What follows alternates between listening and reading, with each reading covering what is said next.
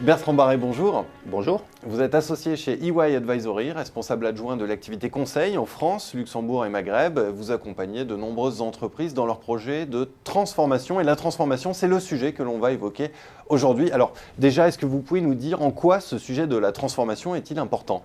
Oui, en fait, c'est plus qu'important, c'est absolument primordial. Aujourd'hui, réussir le changement, ce n'est ni plus ni moins qu'une question de vie ou de mort. Et d'ailleurs, on le voit bien dans le cas des entreprises françaises qui ont connu des difficultés ces dernières années. Celles qui n'ont pas su s'adapter à la vitesse requise ont été soit rachetées, soit ont disparu. Et en fait, l'explication se situe bien davantage dans une mauvaise appréhension de la transformation que dans de simples erreurs de stratégie. Mais alors, pour bien comprendre ce terme de transformation, ce que l'on entend par ce terme de transformation, est-ce que vous voulez parler de changement face à la numérisation de l'économie ? Alors c'est vrai qu'aujourd'hui, avec la mode du numérique, on pense spontanément à ça. On a tous en tête l'exemple de Kodak qui ne voit pas arriver la photo numérique. Mais contrairement à une idée reçue, je pense que ça va bien au-delà du simple numérique. Il y a aussi notamment le fait de devoir s'adapter à des marchés mondialisés, c'est-à-dire s'adapter à une autre demande, à d'autres exigences en termes de management, de performance.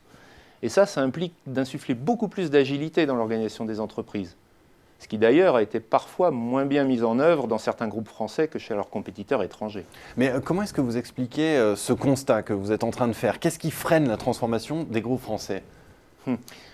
Là, je vais encore battre en brèche une idée reçue. Ce n'est pas seulement la rigidité du modèle social français qui freine. En fait, l'organisation et le mode de management à la française a aussi une très large part de responsabilité. Ainsi, les groupes français ont parfois du mal à tourner le dos à leurs habitudes.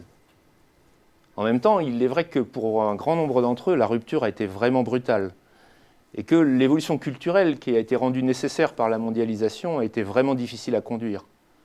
On est ainsi passé d'une part importante de l'activité réalisée avec d'autres groupes français, qu'ils soient privés ou publics, mais du coup de même culture, de mêmes habitudes, de mêmes codes, à une ardente obligation d'être absolument performant face à de nouveaux clients et à des partenaires beaucoup plus diversifiés.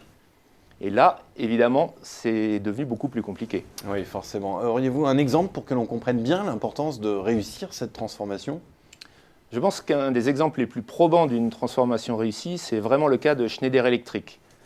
Schneider Electric, en quelques années, s'est totalement internationalisé, a rapproché ses centres de décision de ses nouveaux clients en Asie et est passé d'un modèle de vente de produits à un modèle de vente de services à forte valeur ajoutée.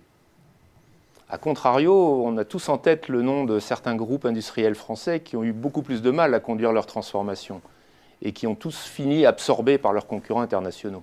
Mais finalement, c'est quoi le paradigme d'une transformation réussie ? En fait, aujourd'hui, les recettes du passé ne fonctionnent plus.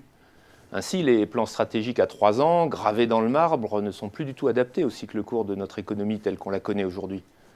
Aujourd'hui, ce qui compte, c'est l'agilité, la flexibilité, la réactivité, la rapidité dans l'action.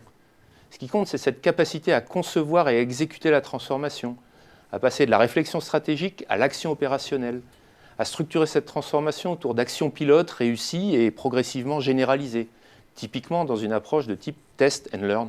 En 2 mots pour conclure, c'est quoi une transformation réussie ?